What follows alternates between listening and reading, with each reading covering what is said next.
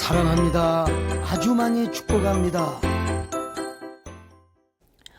못된 돼지 삼형제와 정말 착한 늑대.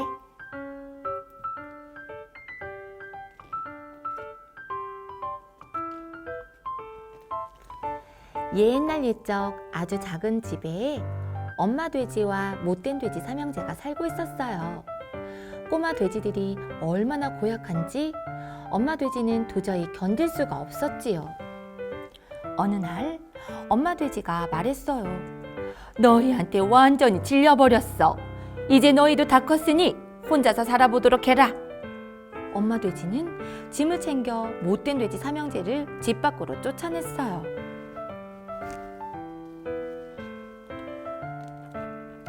첫째 못된 돼지는 길을 가다가 커다란 집더미를 보았어요. 집더미로 집을 지으면 되겠다. 하지만 첫째 못된 돼지는 아주 게을렀답니다. 그러니 집더미로 만든 집도 엉성하게 짝이 없었죠. 그때 집을 잘 만드는 정말 착한 늑대가 그 옆을 지나가고 있었어요. 늑대는 기가 막혀서 입이 쩍 벌어졌어요. 어이구, 저 집은 완전히 엉망인걸. 내가 가서 도와줘야겠어. 꼬마 돼지야 들어가도 되니? 늑대가 물었어요. 저리 가지 못해. 아무리 부탁해도 소용없어. 그런다고 내가 늑대를 들어오게 할 것 같아?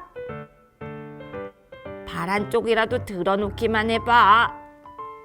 버럭 소리 지르고 와락 달려들어 뻥 차버릴 거야.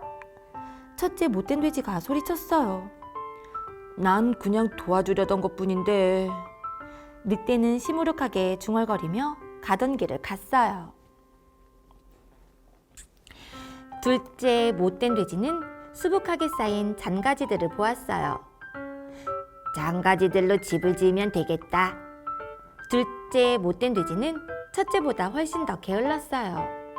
그래서 잔가지들로 만든 집은 더 엉망진창이었지 뭐예요. 정말 착한 늑대는 마구 뒤엉킨 잔가지 집을 보며 생각했어요. 이런, 저 집은 당장이라도 무너지게 생겼는걸. 내가 가서 도와줘야겠어. 꼬마 돼지야 들어가도 되니? 늑대가 물었어요. 당장 안 가. 아무리 부탁해도 소용없어. 그런다고 내가 늑대를 들어오게 할 것 같아? 발 한쪽이라도 들여놓기만 해봐. 버럭 소리 지르고 와락 달려들어 뻥 차버릴 거야. 버릇없는 둘째 못된 돼지가 소리쳤어요. 늑대는 한숨을 푹 내쉬었어요. 미안해. 난 그냥 도와주려고 했을 뿐이야. 셋째 못된 돼지는 가장 게을렀기 때문에 아예 집을 지을 생각조차 하지 않았어요. 그래서 아늑하고 포근한 닭장을 찾아서는 안으로 냅다 밀고 들어가 버렸지요. 때마침 정말 착한 늑대가 닭장 옆을 지나가고 있었어요. 세상에 가엾은 닭들. 내가 가서 저 돼지한테 얘기해야겠어. 꼬마 돼지야 들어가도 되니? 그러자 셋째 못된 돼지가 소리쳤어요. 얼른 안 가. 아무리 부탁해도 소용없어. 발 한쪽이라도 들여놓기만 해봐. 버럭 소리 지르고 와락 달려들어. 알았으니까 그만해. 하지만 여긴 네 집이 아니잖아. 닭들의 집이란 말이야. 늑대가 말했어요. 그게 나랑 무슨 상관이야? 가라니까. 이제 그만 가라고. 보세요. 정말 못되게 짝이 없는 돼지라니까요. 그래서 정말 착한 늑대는 닭들을 모두 자기 집으로 데려갔어요. 벽돌로 잘 지은 아주 튼튼한 집이었지요. 그러는 사이에 첫째 못된 돼지가 지은 집은 배고픈 젖소떼가 나타나 싹 먹어치워버렸어요. 둘째 못된 돼지가 지은 집은 화난 새들이 와르르 몰려와서 산산조각 내버렸고요. 그리고 셋째 못된 돼지는 수탉에게 쪼이고 또 쪼여서 울며 형들을 찾아 달아났어요. 바로 수탉이 바라던 일이었죠. 못된 돼지 삼형제는 모두 집을 잃고 말았어요. 하지만 늑대에게는 집이 있었지요. 따스하고 아늑해 보이는 훌륭한 집이 말이에요. 이 집이면 우리가 살기 딱 좋겠어. 못된 돼지 삼형제가 입을 모아 말했어요. 그래서 못된 돼지 삼형제는 밤이 깊을 때까지 기다렸어요. 그리고 지붕 위로 기어 올라가 굴뚝을 타고 살금살금 내려갔어요. 그 소리를 들은 정말 착한 늑대는 큰 솥을 꺼내와 활활 불을 지피고 펄펄 수프를 끓이기 시작했어요. 너희 배고프지 않니? 늑대가 물었어요. 정말 세상에서 가장 착하고 마음씨 고운 늑대지요. 정말 착한 늑대는 못된 돼지 삼형제가 자기 집에서 살도록 허락해 주었어요. 그 뒤로 꼬마 돼지들은 게으른 습관이랑 못된 버릇을 싹 버렸어요. 그리고 벽돌로 차근차근 집 짓는 법을 배워서 모두가 다 같이 살 수 있는 커다란 집을 지었어요. 그 집에서 동물들은 언제까지나 행복하게 살았답니다. 착한 늑대처럼 남을 도울 줄 아는 친구들이길 기도합니다. 효자와 눈썹 없는 호랑이.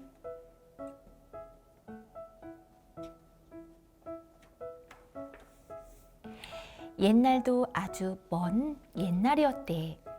호랑이가 사는 깊은 산, 그 산자락 윗단집에 홀어머니와 나무꾼 아들이 살고 있었어. 아들은 산에서 나무를 베어 장에 내다 팔았대. 그래서 두 식구가 겨우 먹고 살았는데 이 아들이 효자야, 효자. 어머니에게는 늘 소복소복 따뜻한 밥과 맛난 반찬을 해드렸어. 그리고 항상 깨끗한 옷을 입혀드렸지. 자기는 남은 찬밥덩이나 물에 말아 후루룩 먹지 않았겠어. 하지만 아무리 고생스러워도 아들은 싱글싱글 웃는 낯으로 어머니를 잘 모셨어. 그런데 글쎄 어느 날부터 어머니가 병에 걸려 시름시름 앓기 시작했어. 사흘 동안 눈이 펄펄 내려 지붕도 들판도 산도 모두 다 하얗게 변한 겨울이었지. 누워있던 어머니가 말했어. 얘야, 산딸기가 먹고 싶구나.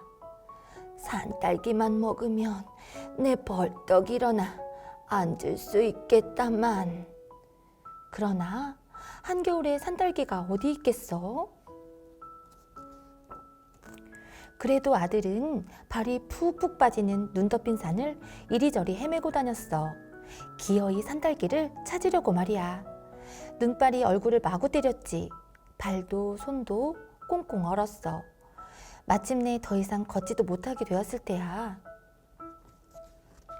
갑자기 눈앞에 꽃이 가득 핀 작은 밭이 나타났어. 이상하게 그 꽃밭 위로는 눈도 내리지 않았지. 마치 따뜻한 봄날인 듯 그 자리만 말이야. 그 신비한 꽃밭 한가운데 빨간 산딸기가 탐스럽게 열려있지 뭐야. 아들은 산딸기를 정성스럽게 따서 조심조심 집으로 돌아왔어. 어머니는 너무 기뻐했지. 이 겨울에 산딸기를 정말로 구해오다니 고맙구나. 하지만 어머니의 병은 갈수록 깊어졌지. 아들은 용하다는 의원을 모셔왔어. 찬찬히 어머니를 살펴본 의원이 고개를 가로저었어.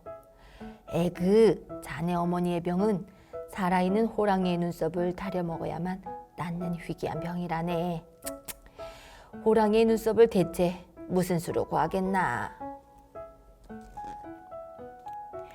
아들은 보찜을 둘러매고 산으로 들어갔어.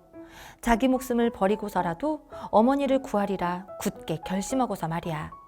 하루, 이틀, 사흘, 호랑이가 산다는 골짜기로 점점 더 깊이 들어갔지. 한 고개 넘고 두 고개 넘고 세 고개 넘으니 어흥 하는 호랑이 울음소리가 골짜기에서 울리지 뭐야. 아들은 호랑이를 찾아 두리번거렸어. 그 순간 호랑이 한 마리가 눈을 부릅뜨고 달려드는데 눈에서는 불길이 이글대는 것 같았지. 어지간한 사람이면 기절을 했을 거야. 그런데 아들은 겁을 내기는커녕 반가운 듯이 호랑이님, 호랑이님 만나고 싶었습니다 하고 소리치는 게 아니겠어? 뭐 이런 놈이 다 있나? 하고 갸우뚱 쳐다보는 호랑이에게 아들은 사정 이야기를 했어. 아주 간곡하게 말이야. 호랑이님의 눈썹을 얻어 우리 어머니 약으로 드릴 수만 있다면, 그렇게 해서 어머니가 살아나실 수만 있다면 저는 기꺼이 호랑이님의 밥이 되겠습니다. 아들은 엎드려서 빌었어. 아주 정중하게 말이야. 그런데 그 모습을 가만히 지켜보는 호랑이가 갑자기 눈물을 철철 흘리지 뭐야. 너를 보니 병들어 돌아가신 우리 어머니가 생각나는구나. 내가 너처럼 효자였다면 어머니를 살릴 수 있었을 텐데.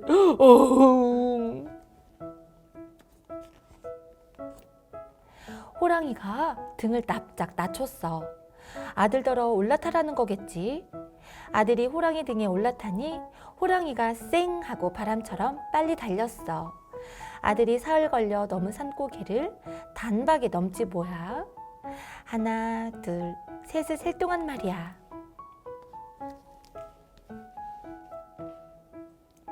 효자를 태운 호랑이는 금세 산자락 집에 닿았어. 호랑이는 굵다란 눈썹을 뚝뚝 떼더니 아들에게 줬어. 호랑이 눈썹을 받아든 아들은 큰 절을 했지. 호랑이님, 문 밖에서 잠시만 기다려 주십시오. 어머니께 이 눈썹을 다려드린 후에 나올 테니 그때 저를 잡아먹으십시오.